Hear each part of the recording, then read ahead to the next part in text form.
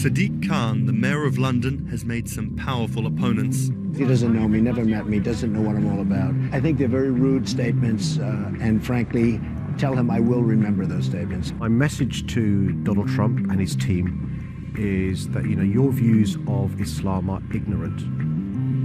He's the first Muslim mayor of a major Western capital and proud of it.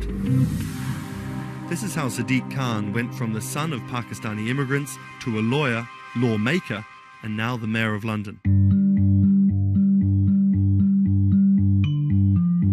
Khan's parents emigrated from Pakistan. His father was a bus driver, his mother a stay-at-home seamstress.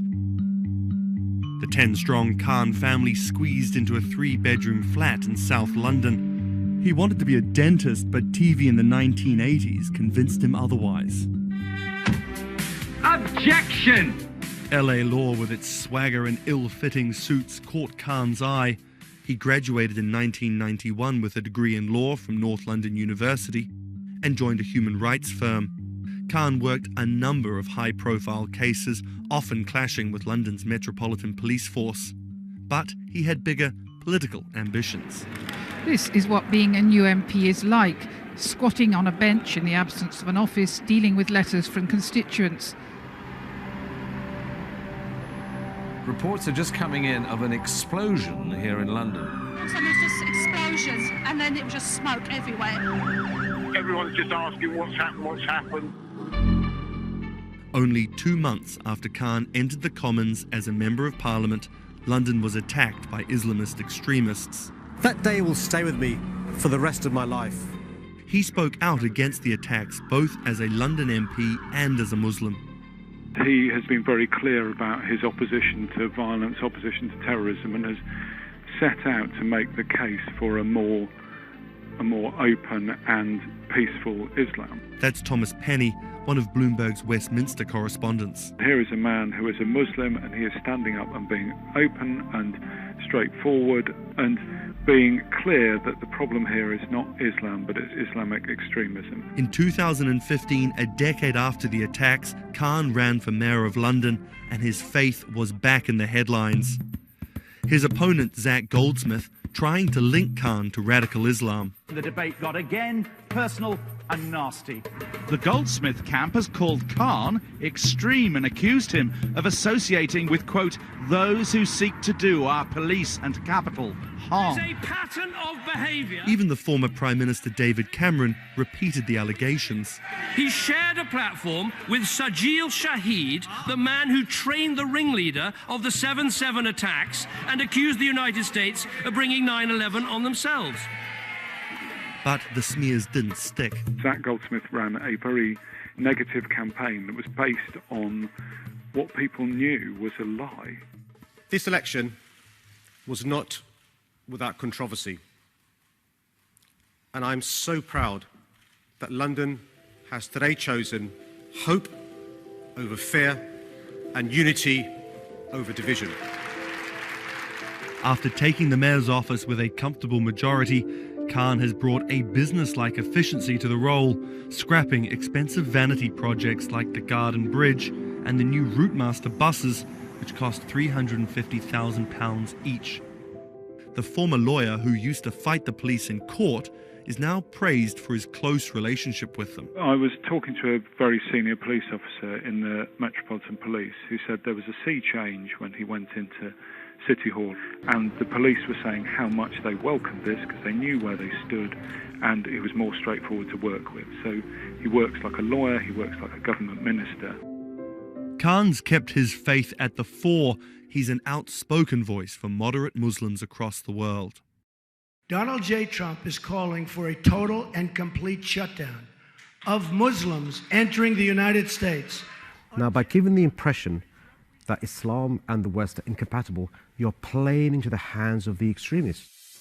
The ongoing spat between Khan and US President Donald Trump escalated when Trump went after Khan, misquoting him on Twitter just hours after the terrorist attacks of June 3rd, 2017.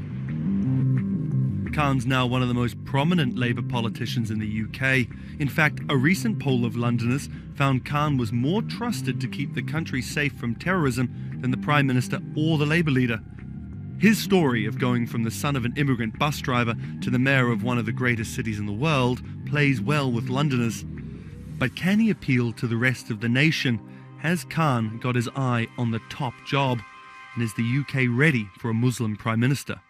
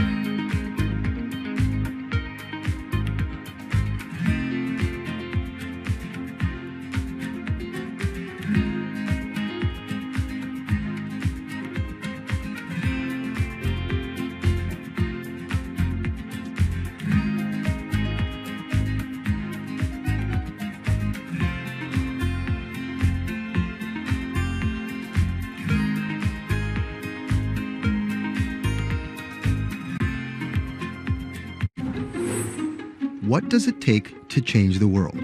A big army? A cure to a pandemic? A revolution? All of these take either a lot of people, thousands of hours, or massive amounts of space. But for Julian Assange, all he needs is one room, an internet connection, and the world will listen. Assange is located here, and more specifically, right here.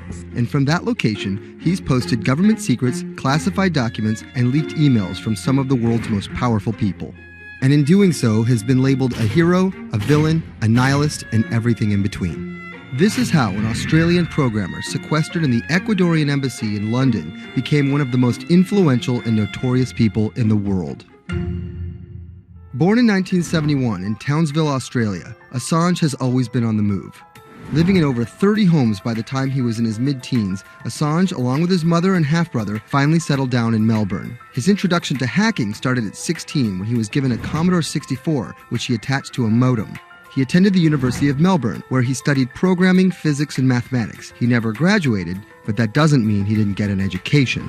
By 1991, Assange hacked into the Pentagon, U.S. Navy, and other branches of the U.S. government. In 1996, he was caught by the Australian Federal Police and charged with over 30 counts of hacking and computer-related crimes. He didn't get any jail time, but he was fined $2,100. I think the first taste of what would come later was the hacking that he did as a young programmer, and that really sort of foreshadowed a healthy skepticism of the use and abuse of technology by governments. That's Vernon Silver. I'm a reporter for Bloomberg's investigations team. Assange's youth as a hacker laid the foundation for him to start WikiLeaks in 2006. But what is WikiLeaks? It's a website that posts unfiltered, usually classified documents. What separates it from every other media outlet is that they have no editorial hierarchy. With a publication like the New York Times, information comes in, they take that information, package it, then disseminate it for the public to see. WikiLeaks, however, cuts out the middleman. WikiLeaks gathers information, most of it given to them anonymously. So what they're doing is really very simple. They get the information in one end from who gives it to them and out the other with sometimes minimal interference. Julian Assange is the leader of that, the mastermind, the creator, and really, because he thinks of it as a journalistic enterprise, the editor-in-chief. But every story starts with a source, and Assange has some unconventional sources. Julian Assange does not hack as far as we know. He is the recipient of people who are either insiders who give him secret documents or hacked emails from a foreign power. That's Eli Lake. I am a columnist for Bloomberg. And there was no source bigger for Assange than Chelsea Manning. He used to be known as U.S. soldier Bradley Manning. In 2010, Manning provided Assange and WikiLeaks with hundreds of thousands of leaked government documents. WikiLeaks quietly began releasing the documents in February of 2010, then made big headlines in April by posting what is now known as the collateral murder video. Come on, fire! It was a vivid, graphic video. It changed the debate on the Iraq War, and importantly, it put WikiLeaks on the map when they put it online, and they couldn't be ignored at that point. And those leaks were just the beginning. They went on to post more than 90,000 leaked documents known as the Afghan war logs, 390,000 documents known as the Iraq war logs, and 250,000 private messages between diplomats called cables in what is now known as Cablegate. These leaks were met with very real ethical questions. The problem with publishing those cables was that a number of confidential sources for U.S. diplomats could face real danger when their names were exposed. Then Secretary of State Hillary Clinton drove the point home that every country, including the United States, must be able to have candid conversations about the people and nations with whom they deal. Shortly after Cablegate, the Swedish government issued an arrest warrant for Assange on allegations of rape and molestation. He claimed the allegations were fabricated to get him extradited to the United States, a claim the U.S. government denied. Either way, Assange's next move was to seek refuge in the Ecuadorian embassy, which really was the beginning of the new chapter in his life and what we're dealing with now, which is him being stuck in London. What was supposed to be an office in an embassy is now Assange's self-imposed prison to this very day. But that doesn't mean he's slowed down. Since being trapped in the embassy, WikiLeaks has released files about Guantanamo Bay prisoners, Syrian political figures, and the draft to the Trans-Pacific Partnership. And then came the 2016 U.S. election. Thousands of leaked emails showed Democratic Party officials possibly plotting against Bernie Sanders in his race against Hillary Clinton. Over the course of 68 days, WikiLeaks released 20,000 confidential Democratic National Committee emails. In terms of the presidential race, if you look right here, when Assange released the first batch of emails, Trump actually takes his first lead against Clinton. I think we've had enough of the Clintons, in all fairness.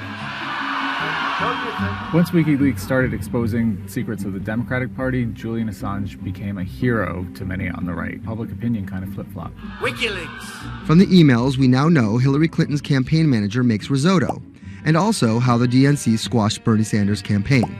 One thing we don't know is who gave Assange the stolen emails in the first place. Many leading Democrats say they suspect it was the Russians. They released an analysis from a private cybersecurity firm that had said it was the Russians. But Assange claims our source is not the Russian government, and it is not a state party. So this is where we stand today. The public still doesn't know who provided the emails to WikiLeaks. Meanwhile, Assange is still running WikiLeaks and still releasing documents. In March 2017, he started publishing documents from the CIA's Center for Cyber Intelligence called Vault 7. The CIA, the agency charged with finding and keeping our top secrets, can't keep its own secrets. As long as Assange has a connection to the world, no government secret will be too far from exposure. Julian Assange is still in the embassy. Maybe he'll leave, maybe he won't. Kind of regardless, his work has been done. He's changed the way people think about their governments, about their own secrets, about their own hackability, and really the world has changed because of him.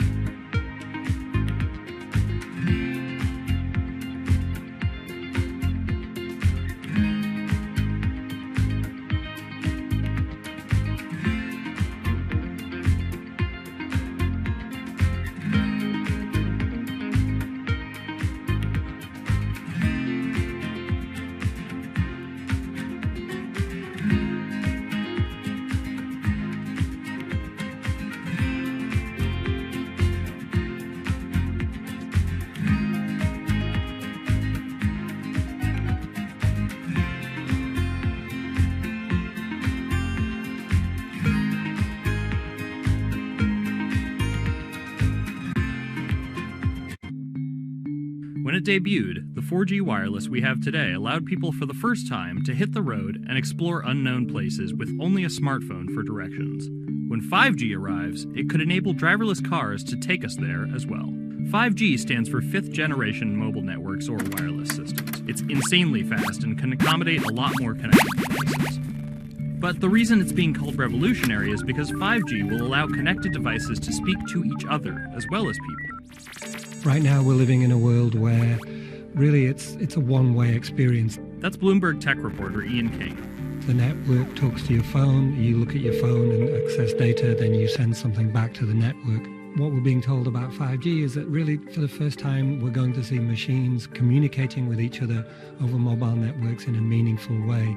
5G could end up being 100 times faster than what we have now, with speeds that could reach 20 gigabits per second. In plain English, that means downloading a full-length HD movie in seconds. 5G will also increase total bandwidth, which we will need in order to accommodate the growing Internet of Things.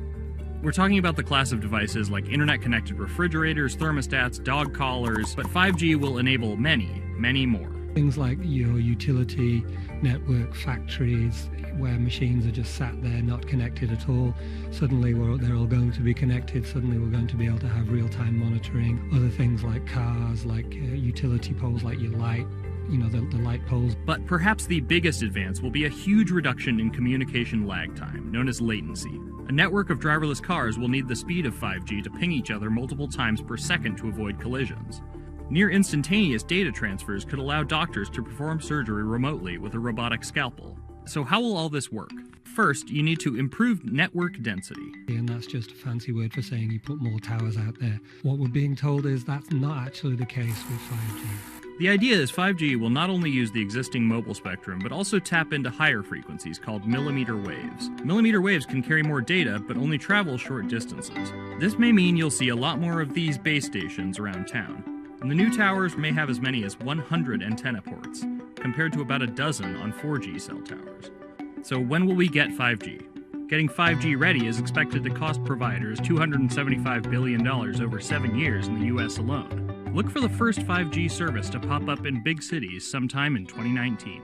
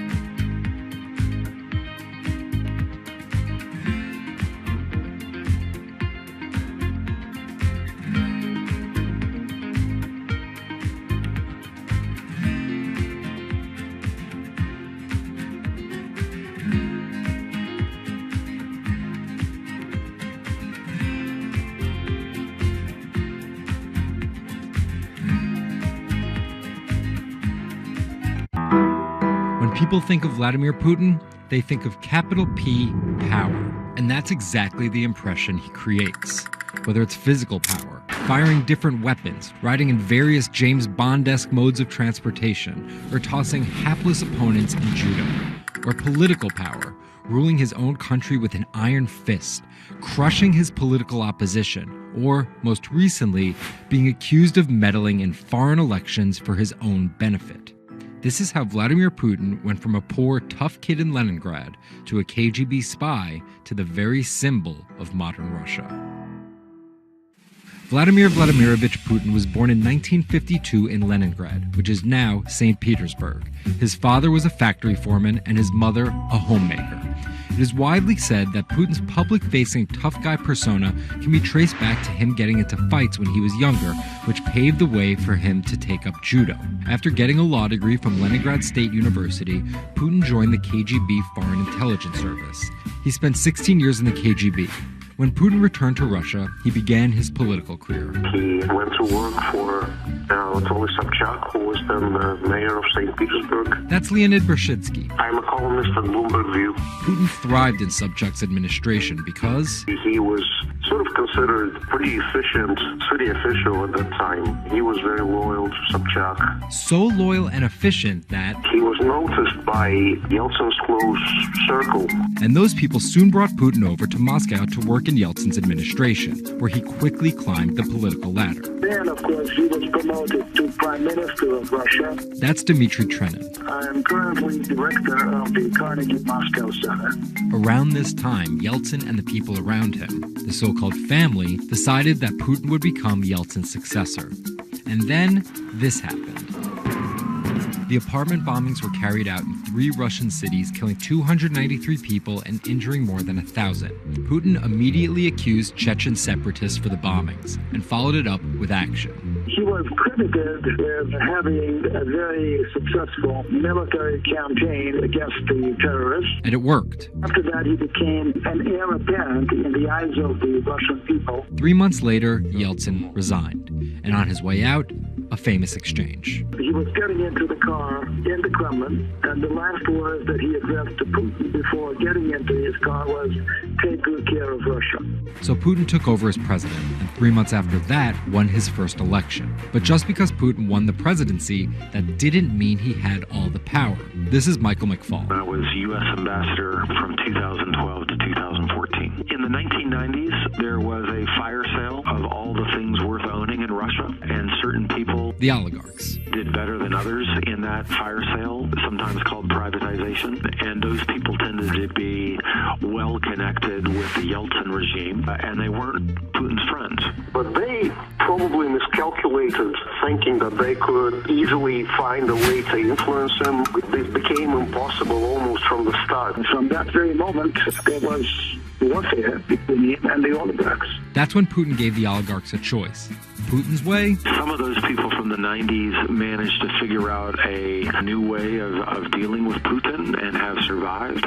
Or prison. Others could not find common vision, and so they lost their assets. Khodorkovsky once was Russia's richest person, worth $15 billion, but he ran afoul of President Vladimir Putin and spent a decade in prison. With domestic power consolidated, Putin focused on restoring Russia's global influence. Putin is the guy who believes in the expansionist Russian state. Georgia and Ukraine and all the other Soviet republics that split off when the Soviet Union fell apart, he still believes that they're traditional Russian satellites. A lot of his strategy is about keeping them in the orbit. That Yeltsin line, take good care of Russia, that's how he understands it. And he used annexation and invasion, as well as oil, gas, and trade to keep former Soviet republics in Russia's orbit. In 2008, Putin's 2 terms were up, and he decided to step down as president. Dmitry Medvedev stepped in as president, and Putin went back to prime minister. But really, Putin never left power. He pretty much continued running the country, and Medvedev was a bit of a figurehead. There was actually a period of cooperation between Russia and the U.S. that benefited both countries during Medvedev's presidency. Because Medvedev did not have the same negative attitude towards the West as Putin did. But when Putin came back to run for a 3rd term, in the lead up to the 2012 election, it was widely believed that both the presidential and parliamentary elections were rigged, and Russians took to the streets. Putin blamed the protests squarely on America, and more specifically, Secretary of State Hillary Clinton. He believed that she had sent, and this is his words, a signal to demonstrators. Still, Putin won by a huge margin and set about crushing the protest movement immediately upon his return to the Kremlin. Over the next few years, Russia's economy tumbled. Putin annexed Crimea, leading to sanctions. The price of oil fell drastically. The ruble hit a new low, and America played down Russia's influence, with Obama calling Russia a regional power. Despite all of that, Putin's approval rating remained sky high, and then an opportunity for payback. I think I'd get along very well with Vladimir Putin. In 2016, there was one candidate who called Vladimir Putin very smart. Trump exhibited tolerance towards Putin's actions annexing Crimea, and similar views on NATO and sanctions. Secretary Clinton didn't support any any of those views. Even though Putin denies any wrongdoing, U.S. elections. Yes. the U.S. has accused Russia of being behind the leaking of 20,000 Democratic National Committee emails, which many say helped Trump beat Hillary Clinton in the presidential election. Which leaves us here, with the possibility of a President Putin until 2024, positioning Russia to be the world power he always imagined it should be.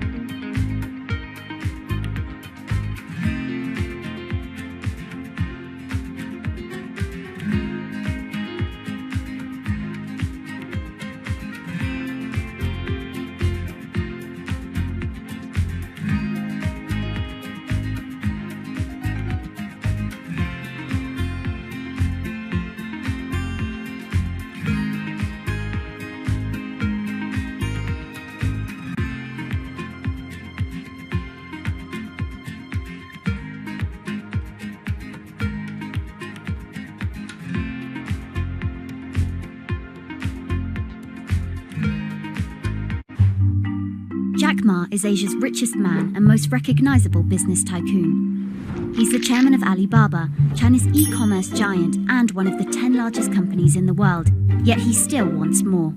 We know where we're going. We want to be the 5th largest economy.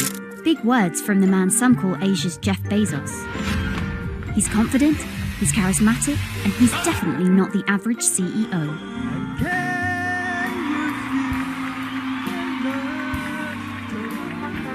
This is how a poor schoolteacher went from the classroom to being one of the most influential multi-billionaires in the world.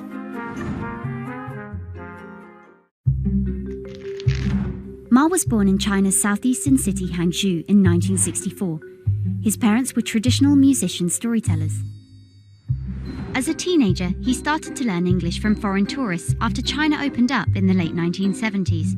And then for 9 years, Jack Ma hung around outside the Hangzhou Hotel, which is now called the Shangri-La. He would get up at 5 a.m. to talk to travelers. That's Bloomberg technology reporter Lulu Chen. And I cover China Internet for Bloomberg. Ma failed China's National University entrance exam twice before being admitted to local teachers' college. He graduated in 1988. He applied for 30 jobs and got rejected, including from the fast food giant KFC. When KFC came to China, come to USA, 24 people went for the job. 23 people accepted. I was the only one guy. Then Ma got a job at a local university and taught English there for about 5 years, earning just $15 a month. On the side, he started a translation company with several friends. During a company trip to the US in 1995, Ma had his first encounter with the internet at a friend's place in Seattle. I searched the first word beer.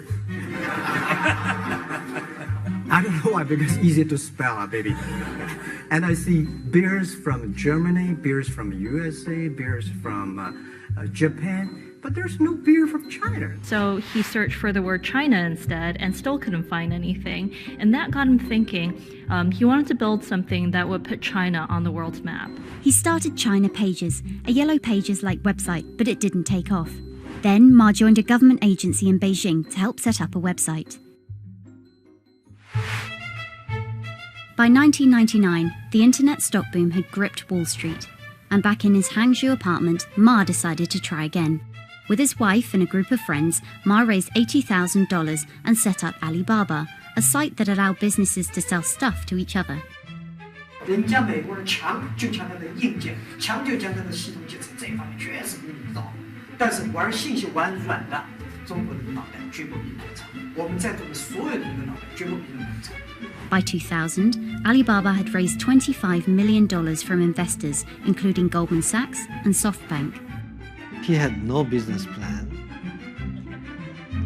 and zero revenue, but his eyes was very strong eyes. In 2003, Alibaba started Taobao, a platform for individual sellers to trade with each other, and publicly declared war against eBay, who had started to make a foray into China. Jack Ma has this famous saying that Alibaba is a crocodile in the Yangtze River, whereas eBay is a shark in the ocean. And if they fight eBay in the ocean, then they'll lose. But if they fight them in the Yangtze River, then they have a home base advantage. In 2007, just 1 year after it forced eBay out of China, Alibaba debuted its business-facing division on the Hong Kong Stock Exchange. But it delisted 5 years later as its performance sagged. But in 2014, Alibaba raised $25 billion in the world's biggest IPO in New York. Everybody should have a dream. What if that dream comes true? After achieving dominance in the business of e-commerce in China, Alibaba has been building an internet empire worth $472 billion, with businesses in cloud computing, online video streaming, movie production, healthcare, sports, retail, and even news media. Alibaba buying into South China Morning Post really raised eyebrows. This is the largest English newspaper in Hong Kong, and it shows that Jack Ma's ambitions weren't limited to e-commerce. He wanted to influence not just Chinese users, but also overseas users as well. The US has criticized Alibaba for allowing companies to sell counterfeit and poorly made goods, but in China, it enjoys the favor of China's government. It's part of Ma's company philosophy. In love with the government, but don't marry with them. Jack Ma is an extremely fortunate man for jumping on the internet sector so early. Note that this is a person who has no coding skills at all. He's a natural showman and a gifted public speaker and really able to convince others to believe in his vision. Ma's vision of growing Alibaba to be the world's 5th largest economy faces strong competition at home and abroad. It will require more than just naked ambition and charisma, but Ma is great at getting himself in the right place at the right time. So far, it's served him well.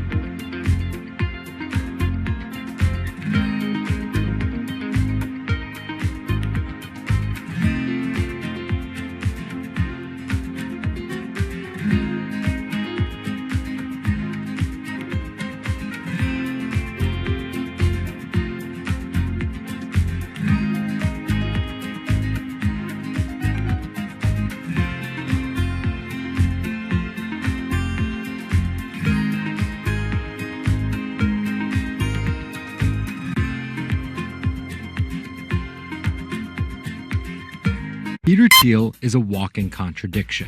He got his bachelor's and Juris Doctorate from Stanford, but speaks out about the horrors of higher education, saying college is as corrupt as the Catholic Church was 500 years ago. He's a staunch supporter of the free press, yet he bankrolled a lawsuit to bankrupt an independent media company. But these were not journalists. And most of all, he's an immigrant libertarian who's the most public supporter of Donald Trump in all of Silicon Valley. What Trump represents isn't crazy, and it's not going away. This is the story of how an openly gay, immigrant genius, libertarian billionaire went from tech contrarian to Silicon Valley's biggest Trump supporter. Peter Thiel was born on October 11, 1967 in Frankfurt, West Germany, to Suzanne and Klaus Thiel. Peter's family emigrated to Cleveland, Ohio when he was 1. An Ayn Rand devotee during his youth, Thiel attended Stanford University majoring in philosophy. His Stanford experience shaped a really big part of who he decided to surround himself with. That's Lizette Chapman. And I cover technology and venture capital here at Bloomberg. He and his Stanford friends made their first big splash in tech with PayPal. After selling to eBay for $1.5 billion, they would become known as the PayPal Mafia for each incredible success after PayPal. For Thiel, that began with an early, modest $500,000 investment in Facebook. And in VC speak, early means big risk, but also big reward. He turned that initial $500,000 investment into more than $1 billion in cash. But Thiel was just getting started with Facebook, and he went on to make a whole bunch of wildly successful investments. From SpaceX to Airbnb to one of the largest, most powerful companies in the United States, if not the world, and of course that's Palantir. The incredibly controversial secret of data mining startup he founded with his colleagues from PayPal. It connects data silos and then allows non-technical people to search that information for patterns. Data like financial information, feeds from video cameras, biometric details, passport information, flight manifest. Palantir doesn't talk much about how they collect this data, who has access to it, or what they do with it. But they have contracts with the Department of Homeland Security and the CIA and the Department of Justice and the Securities and Exchange Commission and several other federal agencies. It's the richest company you've never heard of, valued at $20 billion. But there are plenty of obscenely wealthy people in Silicon Valley. What makes him different... He's a complex ball of multiple contradictions. Take college, for example. Even though college was extremely important for Thiel, there's something called the Thiel Fellowship. In exchange for dropping out and a promise not to pursue college, Thiel would give them $100,000 each. You basically tell people that if you get a diploma, you're saved. Otherwise you go to hell. You go to Yale or you go to jail. Also, his relationship with the press. Here's another contradiction. He's donated to free press initiatives, including the Committee to Protect Journalists. But he also secretly spent tens of millions of dollars bankrolling a lawsuit filed by Hulk Hogan over the publication of a sex tape and bankrupting the independently run Gawker Media. Why did he do this? Because in 2007, one of Gawker Media's blogs, Value-Ag, outed him as gay. And with the lawsuit, he found an opportunity to get back at them by funding the lawsuit that Hulk Hogan was able to bring then, but he wouldn't have been able to do that without Thiel's money. And finally, Thiel's biggest contradiction, his endorsement of Donald Trump. When he was asked about his support for Trump, he was surprised at the outrage that came with it from many of his colleagues in Silicon Valley. He didn't want more of the establishment. No matter how crazy this election seems, it is less crazy than the condition of our country.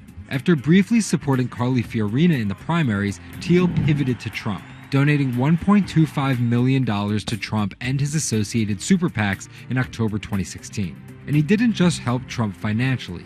He gave a full-throated keynote speech supporting Trump at the Republican National Convention. I'm not a politician, but neither is Donald Trump.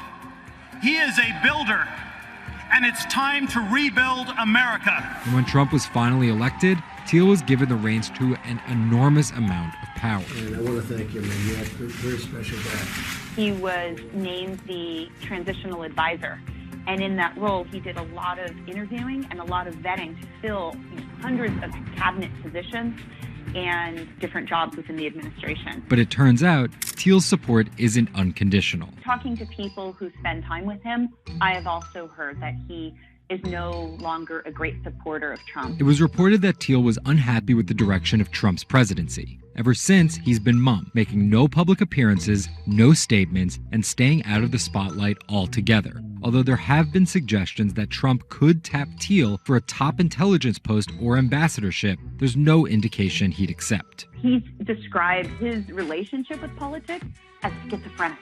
He gets really involved, and then he runs away as fast as possible. Whether Thiel takes a new position or simply continues as a board director at Facebook and Palantir, at just 50 years old, he's primed to wield some serious influence in technology and politics for decades to come.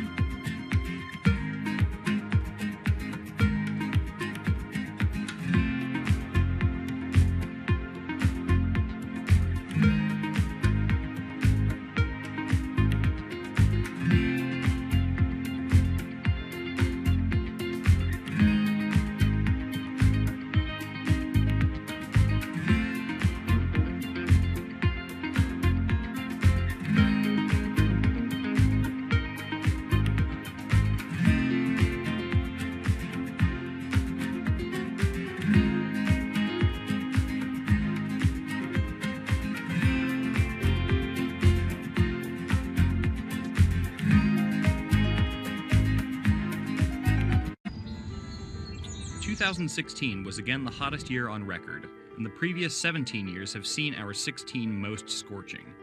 Scientists overwhelmingly agree. Global warming is the culprit. And it's just getting started. Ice caps, extreme weather, wildfires, droughts, and the hits keep coming. What are we doing about it? In 2015, the world took its boldest step yet to stem climate change with a historic accord in Paris. But now comes the hard part. Nations must change energy policies and invest huge amounts of money, and they will likely do it without the United States. President Donald Trump announced on June 1st that the U.S. would withdraw from the accord. The reality is that withdrawing is in America's economic interest and won't matter much to the climate. Here's the situation.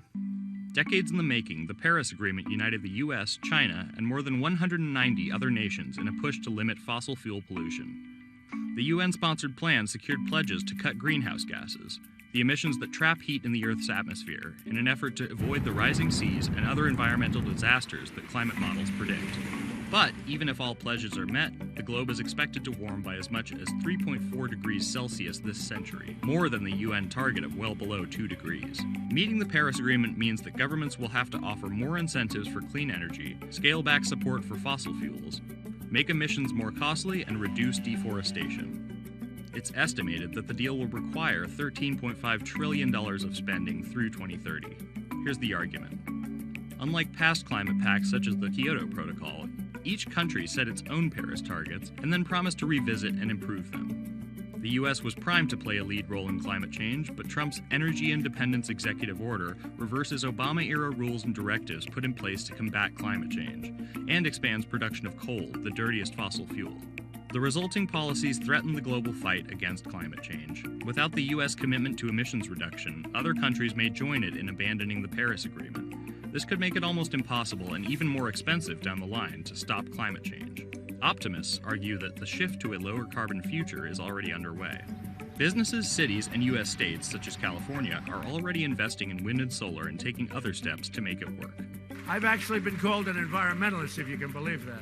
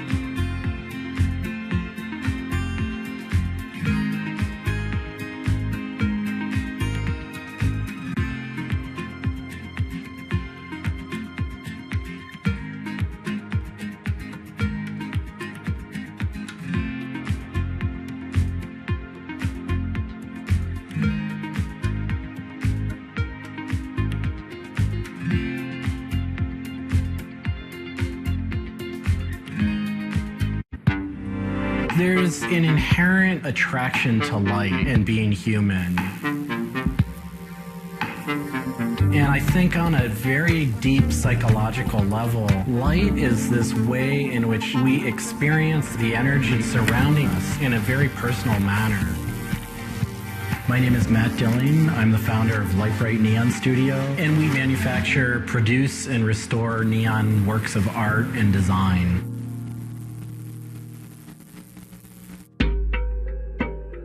Origins of the creative content of a lot of the work at Lightbright comes from a variety of sources. Sometimes people come with a napkin sketch. Some people come with an Adobe Illustrator file. And we have a whole design team who then we kind of work together to help create layouts of what it might look like. Scale it up and create a paper template using a pen plotter. And that paper template actually becomes our guide for what we're going to bend the neon to. We take from the office into the glass shop. We pick out the right size tubing with the right color for the right size project. From there, we heat up the glass tubing. The torches heat the glass well in excess of 1,000 degrees in order for it to get into its molten state. We heat up and bend the glass tubing to match the template. One of our chandeliers has over 100 different bends in it. So each one of those bends has to be marked for a heated up bend. We also have to allow the glass to cool between the bends so that the next area can be worked on and heated up in its own unique fashion. It turns into spaghetti, and then we have to make sure that that spaghetti lines back up and cools to the template. We use a blow hose to connect our mouth to the tube, create a volume that's closed, and we can control the pressure in there with our mouth. There's just a variety of challenges that come up inherently in working with glass. Glass can crack due to stress, and sometimes you'll just have a batch that all it wants to do when it gets near a torch is crack.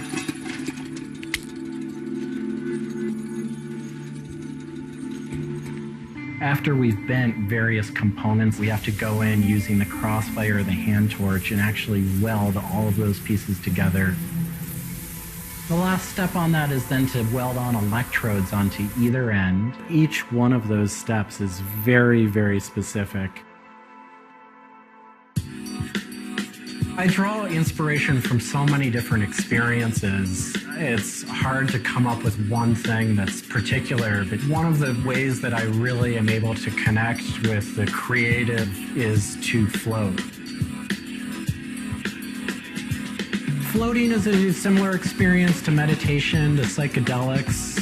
Going into a blackened room and laying out in a body of water and salt that's heated to your body temperature, and it allows for all sort of external stimulation.